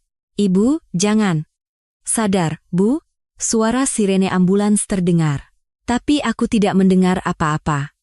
Tangan ibu mertuaku yang gemetar menggenggam tanganku. Sari. Maafkan ibu. Dan kekuatan di tangannya melemah. Ibu. Suaraku berubah menjadi jeritan. Orang yang kubenci selama 8 tahun, orang yang selalu kusesali. Tapi saat ini, yang terbaring di pelukanku hanyalah seorang ibu. Ibu dari seseorang, nenek dari seseorang, dan ibu mertua yang pernah menerimaku sebagai keluarga. Tolong, ibu tidak apa-apa kan? Air mataku jatuh di wajahnya. Petugas medis datang. Ibu mertuaku diangkat ke atas tandu dan dibawa ke ambulans. Aku ikut naik. Di dalam ambulans, aku terus menggenggam tangannya erat. Tolong selamatkan beliau. Selama 8 tahun, aku ingin pergi dari rumah ini, membencinya, dan ingin membalas dendam. Tapi saat ini, aku sadar, yang kuinginkan bukanlah balas dendam. Yang kuinginkan adalah pengakuan, rasa hormat, dan cinta. Ambulans melaju ke rumah sakit, suara sirene meraung-raung. Dan aku berdoa, tolong selamatkan beliau. Di ruang gawat darurat rumah sakit. Dokter berlarian, perawat sibuk, suara mesin berbunyi, dan aku terduduk di lantai koridor di luar. Di tanganku masih ada noda darah ibu mertuaku. Sari, bibiku memeluk bahuku. Tenang, beliau akan baik-baik saja. Tapi air mataku tidak berhenti mengalir. Momen saat ibu mertuaku jatuh, terus terbayang. Suara kepalanya yang terbentur, darah yang mengalir, suaranya yang semakin lirih. Maafkan ibu, sungguh. Kata-kata terakhirnya terus terngiang. Saat itu, seorang polisi mendekat. Mbak Sari, bisa bicara sebentar? Iya, aku berdiri. Dari 2 pelaku, pria yang duduk di bangku sudah kami tangkap, tapi wajah polisi itu muram.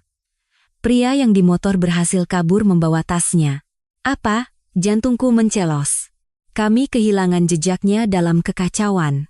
Kami sedang melacaknya lewat CCTV, tapi sepertinya sudah jauh. Jadi, tasnya. Isinya memang uang palsu, tapi pelakunya tidak tahu dan kabur. Aku berdiri termenung. Saat itu, pintu UGD terbuka. Seorang dokter keluar. Keluarga pasien? Iya, saya. Aku bergegas menghampirinya. Kondisi pasien sudah stabil. Benturan di kepalanya cukup keras, tapi untungnya tidak ada pendarahan di otak. Namun, cedera pinggang yang sudah ada sebelumnya memburuk, jadi perlu dirawat inap untuk beberapa waktu. Jadi, beliau tidak apa-apa?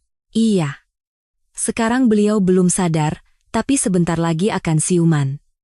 Jangan khawatir. Kakiku lemas. Terima kasih. Terima kasih banyak, dok. Ibu mertuaku dipindahkan ke ruang ICU. Aku duduk di kursi di luar, menunggu. Bibiku duduk di sampingku. Sari, pulanglah, istirahat. Bibi yang jaga di sini. Tidak, Bi. Aku di sini saja. Sari, kalau ibu sadar, aku harus ada di sini. Bibiku menggenggam tanganku erat.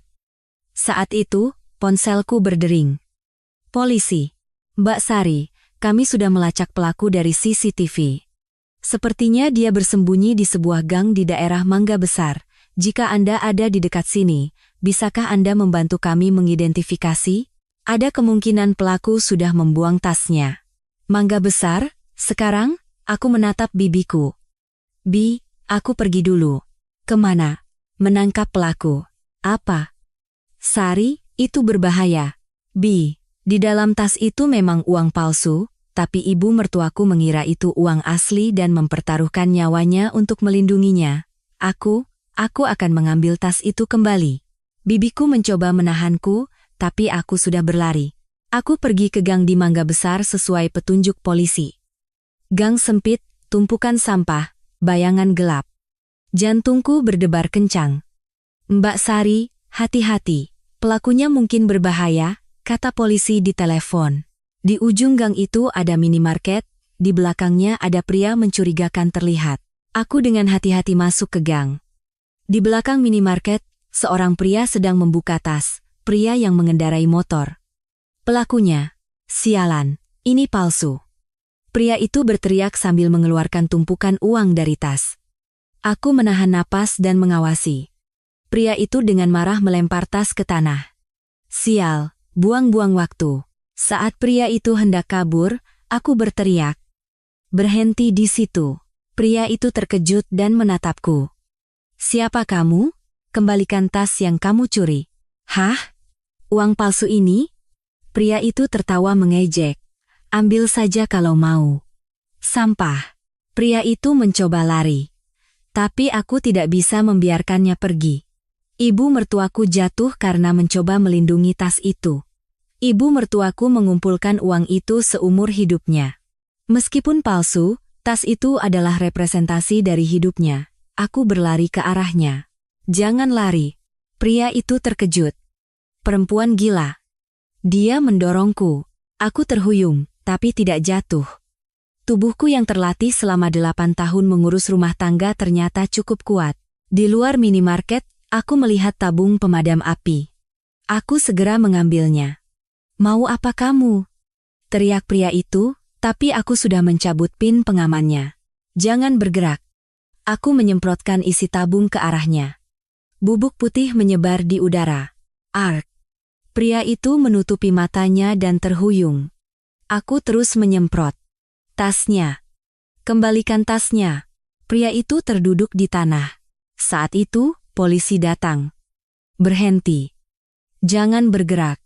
Polisi melumpuhkan pria itu. Aku menjatuhkan tabung pemadam dan mengambil tas itu. Seluruh tubuhku gemetar. Tanganku gemetar.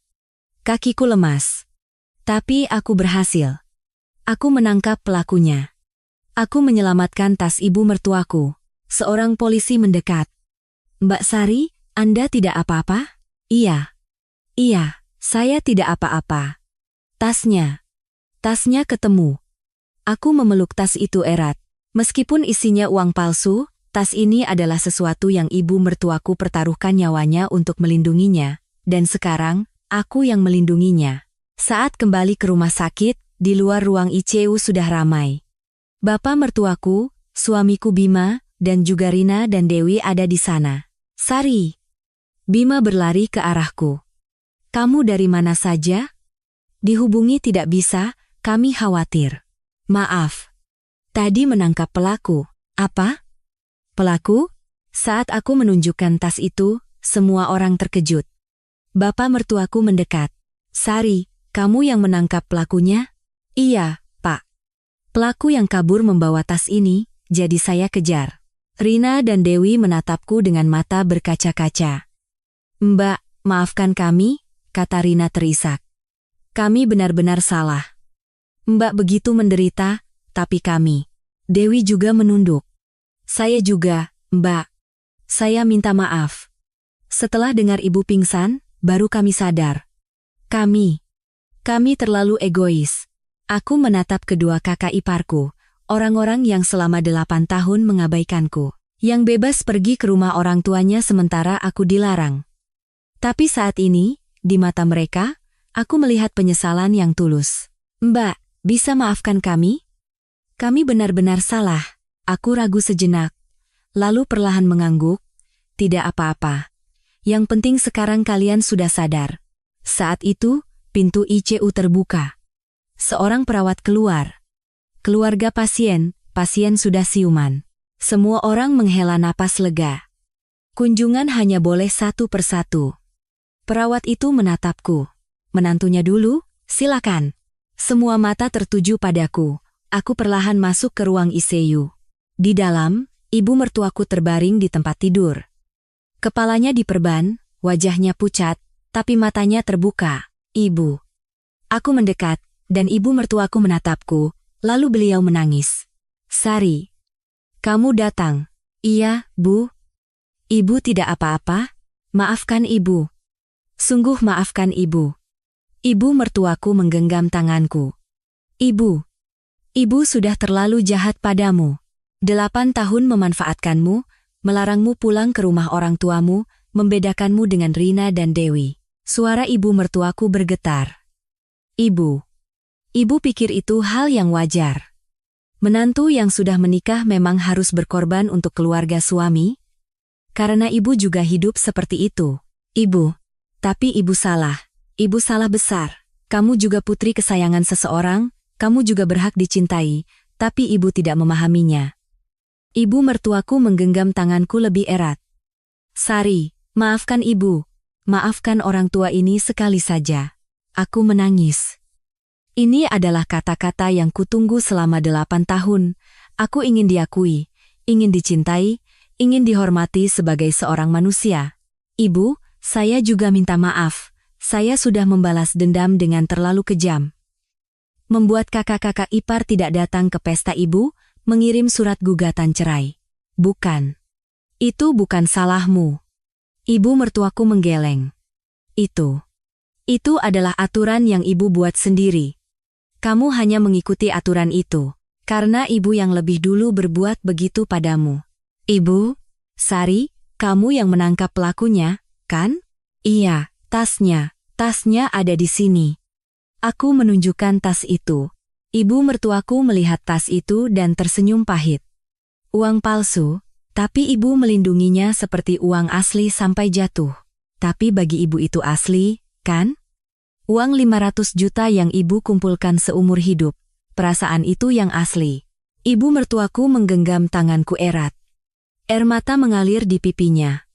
Sari, uang 500 juta itu, kamu yang ambil. Entah kamu jadi cerai atau tidak, itu uangmu. Anggap sebagai kompensasi atas semua pengorbananmu untuk keluarga ini. Ibu, ambillah. Kamu akan membutuhkannya untuk memulai hidup baru. Lalu, ibu mertuaku menarik napas sejenak. Jangan bercerai, tolong.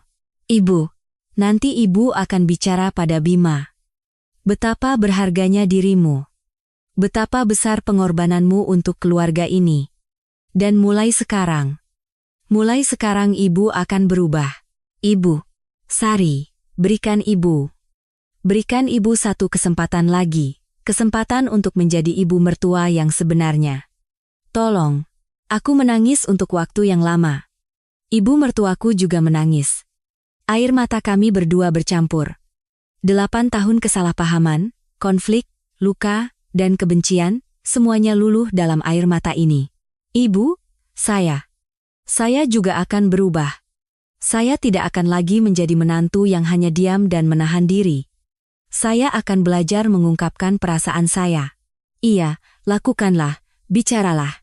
Ibu akan mendengarkan. Sungguh-sungguh mendengarkan. Saat itu, pintu ICU sedikit terbuka. Rina dan Dewi mengintip dengan hati-hati. Ibu, boleh kami masuk? Ibu mertuaku mengangguk. Kedua putrinya masuk dan berdiri di sisi tempat tidur. Ibu, maafkan kami. Kami tidak datang ke ulang tahun ibu. Sudah. Ibu mertuaku mengangkat tangannya. Bukan salah kalian. Salah ibu. Ibu yang terlalu keras pada menantu tapi terlalu lunak pada putri sendiri. Itu yang salah. Ibu, mulai sekarang akan berbeda. Menantu juga putri. Sari juga putri ibu. Ibu mertuaku berkata sambil tetap menggenggam tanganku. Rina, Dewi, minta maaflah pada Sari. Dengan tulus. Kedua kakak iparku menatapku. Mbak, kami benar-benar minta maaf, kami egois. Mulai sekarang. Kami akan menganggap Mbak sebagai kakak kami sendiri. Bukan menantu, tapi keluarga. Aku mengangguk. Saat itu, pintu kembali terbuka. Bima masuk. Suamiku menatapku, lalu berlutut. Sari, maafkan aku. Mas, aku bukan suami yang baik. 8 tahun ini, aku membiarkanmu menderita sendirian. Aku hanya membela ibu dan tidak pernah memikirkan perasaanmu. Air mata mengalir di mata Bima. Jangan bercerai, tolong. Aku akan berubah. Mulai sekarang, aku akan membelamu. Aku akan bilang pada ibu bahwa istriku adalah Sari, dan Sari adalah yang paling berharga. Mas, mulai sekarang, kamu bebas pergi ke rumah orang tuamu. Aku akan ikut. Aku akan minta maaf pada ayah dan ibumu karena tidak bisa datang ke ulang tahunnya. Aku menggenggam tangan suamiku. Bangun, Mas. Jangan berlutut. Sari, aku juga salah. Aku hanya diam dan menahan diri. Mulai sekarang, aku akan bicara. Jadi tolong, dengarkan aku. Bima memelukku. Terima kasih. Terima kasih banyak. Di dalam ruang ICU itu, seluruh keluarga berkumpul. Ibu mertua, bapak mertua, suami, kakak-kakak ipar, dan aku. Untuk pertama kalinya dalam 8 tahun, kami menjadi keluarga yang sesungguhnya. Keluarga yang bersatu melalui kebenaran dan pengampunan, setelah melewati kesalahpahaman dan konflik. Ibu mertuaku memandang kami semua dan berkata, kita mulai lagi dari awal, sebagai keluarga yang sebenarnya. Semua orang mengangguk. Dan saat itu, aku sadar.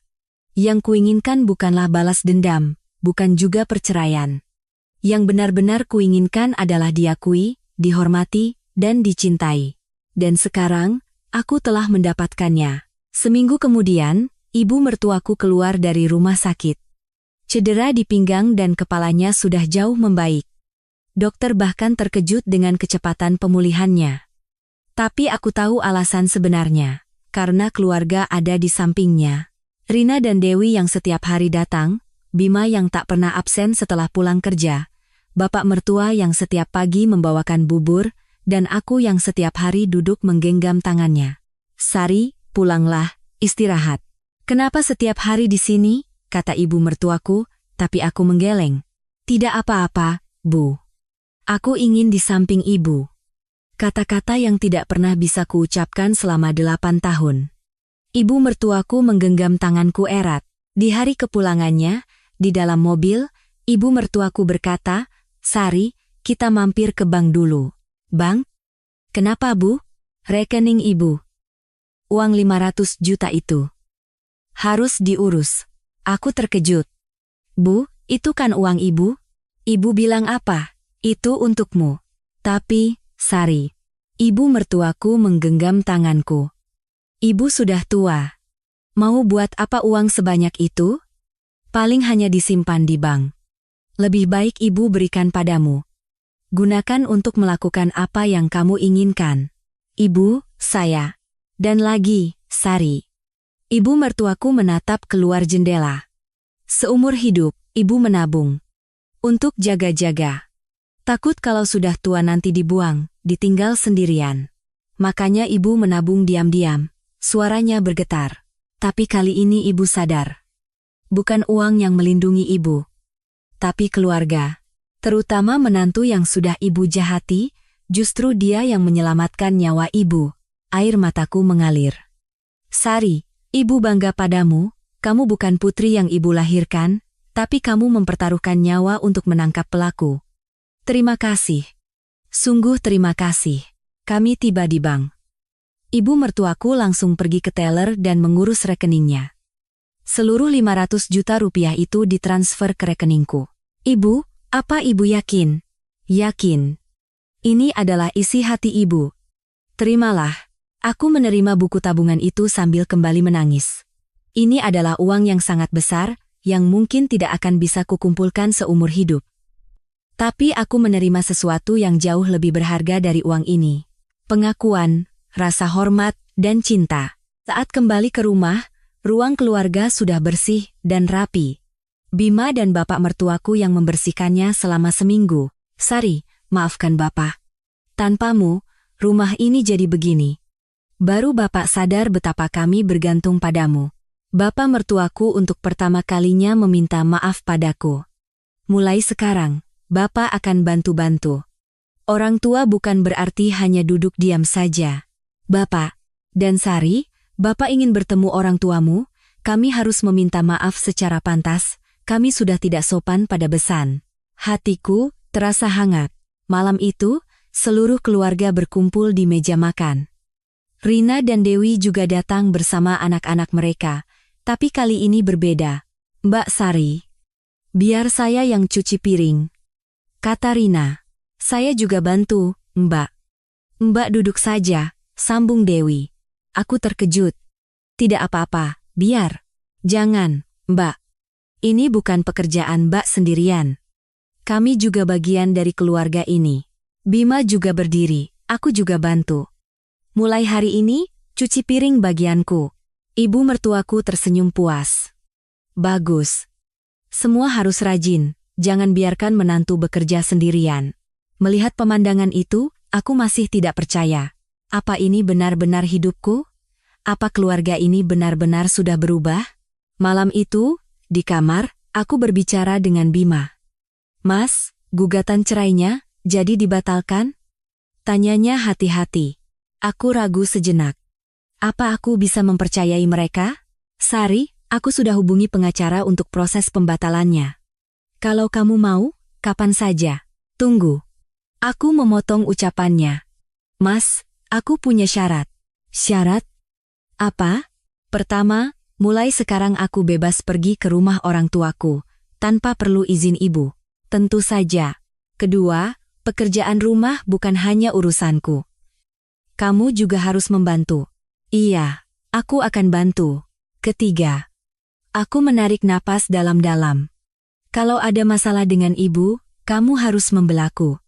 Kamu harus memikirkanku lebih dulu. Bima menggenggam tanganku. Sari, mulai sekarang, kamu yang utama, bukan ibu, bukan bapak. Kamu yang paling penting, aku janji. Benarkah? Benar. Seminggu terakhir ini aku banyak berpikir. Betapa kosongnya hidupku tanpamu. Betapa berharganya dirimu. Bima memelukku. Sari, aku cinta kamu. Baru sekarang aku bisa mengatakannya dengan benar. Aku cinta kamu. Ini adalah kata-kata yang pertama kali ku dengar dalam 8 tahun. Aku menangis di pelukannya. Aku juga cinta kamu. Sebulan berlalu. Banyak yang berubah. Ibu mertuaku tidak lagi memaksaku melakukan pekerjaan rumah. Justru beliau yang sering memasak. Sari, hari ini ibu yang masak. Kamu istirahat saja. Bapak mertuaku yang tadinya hanya membaca koran, kini menyapu dan membuang sampah. Bima menepati janjinya. Rina dan Dewi bergantian datang seminggu sekali untuk membantuku. Mbak, biar aku yang belanja. Mbak, nanti persiapan lebaran aku bantu ya. Dan aku mulai menjalani hidupku sendiri. Dengan sebagian uang 500 juta dari ibu mertuaku, aku membuka sebuah kafe kecil di dekat rumah, namanya Pondok Sari. Pagi aku mengurus kafe, sore aku mengurus rumah tangga. Untuk pertama kalinya, aku punya ruang sendiri, punya usaha atas namaku sendiri. Suatu Sabtu sore, orang tuaku datang ke kafe. Sari. Ayah tersenyum lebar. Ayah. Ibu. Aku berlari memeluk mereka. Kafe putri ayah bagus sekali. Ayah bangga. Terima kasih, ayah. Silakan duduk. Aku membuatkan mereka kopi. Sari, wajahmu sekarang lebih cerah. Dulu selalu terlihat cemas, kata ibu sambil menggenggam tanganku. Di rumah mertuamu sudah baik-baik saja? Iya, Bu, sudah jauh lebih baik. Ibu mertua sudah berubah, Bima juga baik. Syukurlah. Syukurlah. Mata ibu berkaca-kaca. Kamu tahu betapa khawatirnya ibu? Waktu kamu tidak datang ke ulang tahun ayah, ayahmu sedih sekali. Maaf, Bu, ayah. Sudah, itu masa lalu, kata ayah sambil mengelus kepalaku. Oh ya, Sari, ibu mertuamu mengundang kami. Minggu depan katanya. Iya, Bu. Katanya ingin bersilaturahmi dengan pantas. Karena selama ini merasa tidak sopan. Baiklah, kami akan datang. Setelah orang tuaku pulang, aku duduk di dekat jendela kafe, memandang keluar. Sinar matahari senja menyinari jalan, orang-orang berlalu lalang. Kehidupan yang normal. Dan aku berpikir, akhirnya, aku diakui. Butuh 8 tahun. 8 tahun menahan, menangis, bertahan, lalu meledak, membalas dendam, dan akhirnya berdamai. Sekarang, aku diakui di keluarga mertuaku, bukan sebagai menantu, tapi sebagai manusia. Bukan sebagai asisten rumah tangga, tapi sebagai keluarga. Tapi di satu sisi, ada juga penyesalan. Apakah sudah terlambat? Jika saja ibu mertuaku mengakuiku lebih awal, jika saja Bima membelaku lebih awal, jika saja aku berani bicara lebih awal, mungkin 8 tahun itu bisa lebih bahagia. Kenapa harus saling melukai dulu baru bisa sadar? Kenapa harus ada insiden ibu mertuaku pingsan, aku mengejar penjahat, dan semua orang menangis dulu baru bisa saling memahami? Pikiran lain muncul. Memulai lagi di usiaku sekarang. Aku 35 tahun, usia yang tidak muda, tapi juga tidak tua. 8 tahun kuhabiskan untuk mengurus rumah tangga mertua, dan baru sekarang aku menemukan hidupku. Aku punya kafe, punya ruang sendiri, tapi aku tetaplah menantu di keluarga itu. Tidak sepenuhnya bebas, tidak juga sepenuhnya terikat. Apakah ini jawaban yang kuinginkan? Malam itu, di ruang keluarga, seluruh keluarga berkumpul. Ibu mertuaku punya pengumuman penting. Dengarkan semua. Beliau berdiri. Mulai hari ini, urusan rumah tangga di rumah ini dipegang oleh Sari. Semua orang terkejut. Ibu, apa maksudnya? Sari, dengarkan ibu. Ibu mertuaku menggenggam tanganku. Ibu sudah tua. Ibu tidak punya kekuatan lagi untuk mengatur rumah ini, dan tidak punya hak juga. Selama ini ibu hanya memanfaatkan menantu, tidak pernah memperlakukannya dengan baik. Ibu, mulai sekarang, kamulah pemilik rumah ini. Kamu nyonya rumah ini. Urusan rumah, persiapan lebaran, keuangan, semua lakukan sesuai keinginanmu. Ibu hanya akan membantu. Ibu mertuaku meletakkan sesuatu di tanganku. Sebuah buku tabungan. Rekening belanja rumah tangga. Ini juga kamu yang kelola. Kalau butuh apa-apa, pakai saja. Anggap seperti uangmu sendiri. Ibu, saya. Sari, ibu mertuaku menatap lurus ke mataku. Kamu adalah orang yang sangat penting di rumah ini. Tanpamu, rumah ini tidak akan berjalan. Jadi, tolong, jaga rumah ini. Jaga keluarga kita. Aku menangis. Inilah kata-kata yang ingin ku dengar selama 8 tahun, dibutuhkan. Berharga. Malam itu, aku sendirian di teras. Bulan bersinar terang. Angin malam terasa dingin, tapi hatiku hangat. 8 tahun terakhir berkelebat seperti film. Bangun jam 5 pagi memasak nasi, hidup dengan was-was, menangis karena tidak bisa ke ulang tahun ayah, membalas dendam saat ulang tahun ibu mertua, melemparkan surat gugatan cerai, mengejar penjahat dengan tabung pemadam api, memeluk ibu mertuaku dan menangis. Semua momen itu membawaku ke sini. Ke tempat ini, yang mungkin tidak sempurna, tapi dekat dengan kebahagiaan. Suara langkah kaki terdengar dari belakang. Bima. Di sini rupanya. Dingin, kenapa di luar? Hanya sedang berpikir. Bima menyampirkan selimut di bahuku. Mikirin apa? 8 tahun terakhir ini. Berat ya? Iya. Tapi sepertinya juga ada artinya. Aku menatap bulan dan berkata, kalau tidak ada masa-masa sulit itu, kedamaian ini mungkin tidak akan ada. Kalau aku hanya diam saja, tidak akan ada yang berubah. Benar. Kamu sudah berani. Kamu sudah melawan. Tapi Mas, aku menatap suamiku. Apa kedamaian ini akan bertahan? Bima menggenggam tanganku. Aku tidak tahu. Jujur saja, kita mungkin akan bertengkar lagi. Ibu mungkin akan kembali seperti dulu. Lalu? Tapi sekarang berbeda. Kita sudah saling tahu. Aku tahu betapa pentingnya dirimu. Betapa berharganya perasaanmu. Dan aku juga tahu. Kamu sudah bisa bersuara. Bima memelukku. Sari, apapun yang terjadi nanti, kita hadapi bersama. Jangan pikul sendirian. Bersandarlah padaku, ya. Aku bersandar di pelukannya, menatap bulan. Dan aku berpikir. Mungkin ini bukan kebahagiaan yang sempurna. Masih ada cemas, masih ada hati-hati, masih ada kenangan lama yang terkadang membuat hati sakit. Tapi, tidak apa-apa. Karena sekarang, aku tidak sendirian.